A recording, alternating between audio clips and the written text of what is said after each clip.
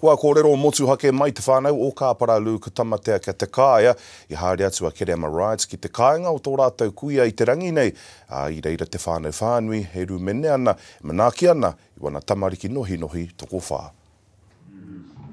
Toru te kaumātahi tau te pakeke ka tīkaro hia atu a Kāpara Tamatea ki te pō. Toko whāna ta māhine I whānau mai ana māhanga I tōna rā whānau. Joe! Devastated, I just couldn't do anything. Oh, he was wonderful, he was wonderful. And he phoned me about a week ago to say, because he knew we were worried, and he said, don't worry about me, Nana, I'm all right.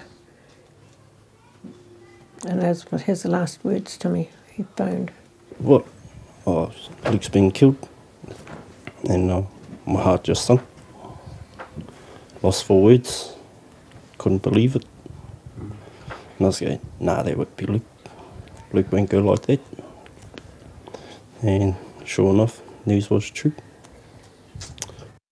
Did you ever tell him to come home? Yes, always.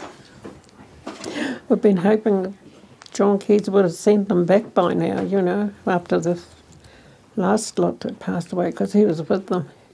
They were all together. And now these ones, they're all gone. No te tau 2000 tuatahi ai a Tamatea kia Ngāti Tūmatauenga. I tae atu ia ki Timor Leste, ngā mautere horomona me Sumatra, I mua I te wehenga tuatahi atu ki Afghanistan I te tau 2007, kātahi te tau 2019.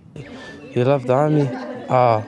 Last time he was back, the last time I seen him, he was talking about the army to me, and when they were recruiting, his last words were to me was that he was going to come back when I turned 18 to come back to the army with him. Yeah, he loved it. That was his passion, eh? I mate a Tamatea nō nai Kāea nei tētahi hoa ki te hohi pera. Hei tāna ko tāna haerenga whakamutunga tēnei ki te pakanga, I nāia nei ko whakatinana hia tērā e mate. He was very popular with everyone